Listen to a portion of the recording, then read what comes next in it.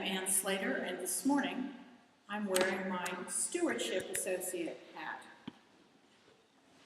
Welcome home. I think saying welcome home is one of the sweetest and truest things that we say to each other and to visitors on Sunday mornings. For me, 2125 Chestnut Street is my home away from home. Perhaps it's yours too.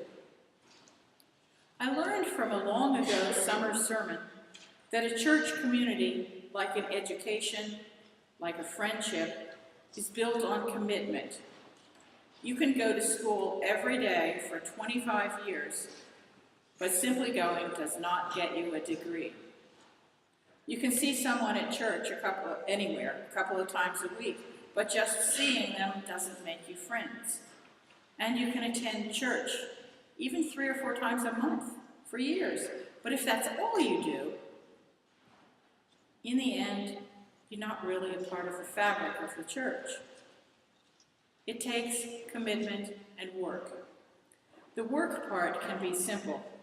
I painted the wainscoting over here, and I scrubbed pews right in there about where Lynn is sitting. Small things that anyone could have done, and many did, that made me part of that group of people giving their time to that particular task. And sometimes the small things, as basic as chatting to a visitor or calling someone you haven't seen in church for a while, make big differences which you may never be aware of. This church is the place where I learned who I was and how to be authentically me. Here I found refuge from the God speaks to us only through the Bible teaching of the church I grew up in. In recognizing the inherent worth and dignity of every person, well, every living creature, and learning from their spiritual journeys, I learned to recognize my own inherent worth and dignity. This is an important step. How can you respect other people's lives and stories if you do not appreciate and honor your own? I learned to examine and to articulate my beliefs, to shape my thoughts out of the chaos of not thinking, the chaos of not understanding. I learned that becoming part of a church community means opening yourself up to the people and circumstances around you. It means saying yes to a new idea, to the new opportunity for service. It means sifting your experiences and reactions and coming to your own conclusions. Our principles are well paired with our ends, and I want to point out the very basic nature of our first end: we take shared responsibility.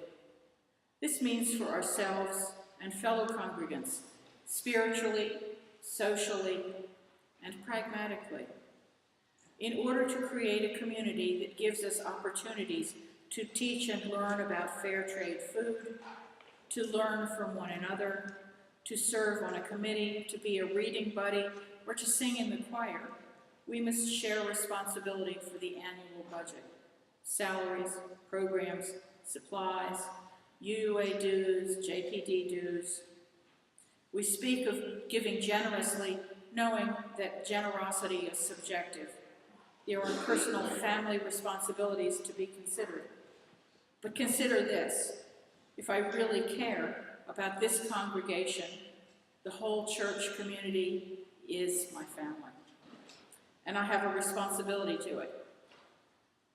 Currently, 5.5% of my gross income goes to help keep the church going. This is what works for me and makes me feel good about my giving. In and of itself, it's not a whole lot, but it's 3 times what I spent on my last vacation.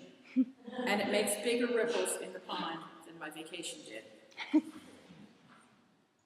Since 1796, through wars, civil and political strife, internal disagreements, the ebb and flow of urban life, ministers and congregation have soldiered on, committed to the free expression of our liberal religion, committed to creating and recreating a community of spiritual vitality which sustains us all on our our individual and collective journeys.